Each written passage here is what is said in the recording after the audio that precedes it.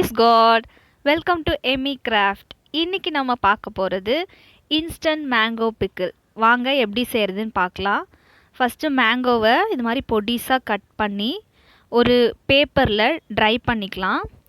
ஏன்னா அதில் அந்த மாங்காயில் கொஞ்சம் கூட ஈரத்தன்மை இல்லாமல் இருக்கணும். அப்படி ஈரத்தன்மை இருந்துச்சுன்னா சீக்கிரம் அந்த ஊறுகாய் கெட்டு போயிடும். அதனால் ஒரு 10 மினிட்ஸ் அளவுக்கு அரிஞ்சதுக்கப்புறம் பொடிசாக அரிஞ்சிட்டு இது மாதிரி பேப்பரில் போட்டு காய வச்சுக்கலாம். வீட்டுக்குள்ளே வச்சுக்கலாம், வெளியிலலாம் வைக்க வேண்டியது இல்லை. இப்போது இது மாதிரி காய வச்சு எடுத்ததுக்கப்புறம் 1 ஸ்பூன் அளவு உப்பு அதில் தூவி நம்ம அந்த மாங்காவை கலரி வச்சுக்கலாம்.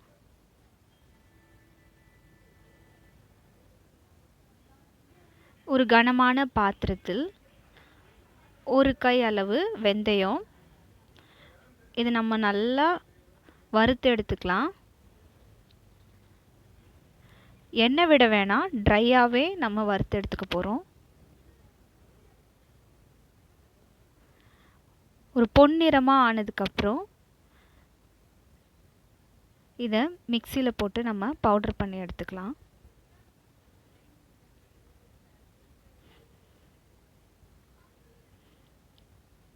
வறுத்து கொஞ்சம் ஆறுனதுக்கப்புறம் மிக்சியில் போட்டு அரைங்க, சூடாக இருக்க வேண்டாம். பவுடர் பண்ணியாச்சு.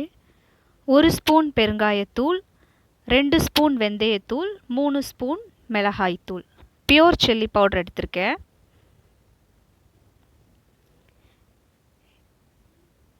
இப்போது இந்த பாத்திரத்தில் 1 குழிக்கரண்டி அளவுக்கு நல்லெண்ணெய் விட்டுக்கலாம்.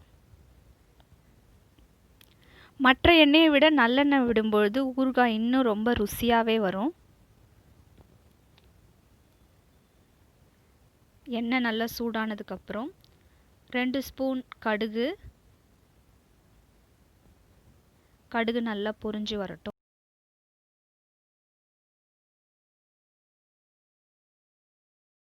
மிளகாத்தூள், பெருங்காயத்தூள், மேலே வந்து மிளகாத்தூளை போட்டணும். என்னடா அப்போ தான் அந்த காஞ்ச எண்ணெய் வந்து அதில் ஊற்றும் போது செட் ஆகும். வெந்தயம் வறுத்துட்டோம், அதனால் அதை அடியில் போட்டுடலாம்.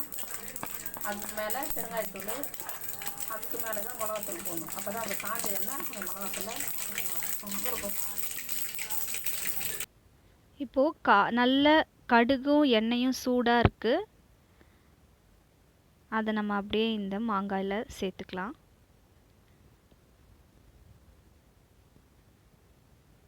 இப்போ நல்லா இதை ஒன்றோடு ஒன்று எல்லா மாங்காயிலையும் இந்த எண்ணெயும் கடுகு மிளகாய்த்தூள் இந்த கலவைகள் எல்லாம் நல்லா ஒன்றோடு ஒன்று மிக்ஸ் ஆகிற மாதிரி ஸ்பூன் வச்சு கலரி எடுத்துக்கோங்க.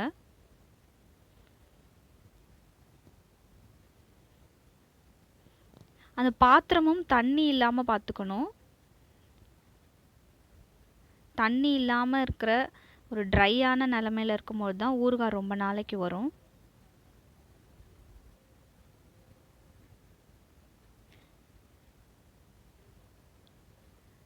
இப்போ பார்க்கவே ரொம்ப ருசியுள்ள இன்ஸ்டன்ட் மேங்கோ பிக்கிள் தயாராகிடுச்சு.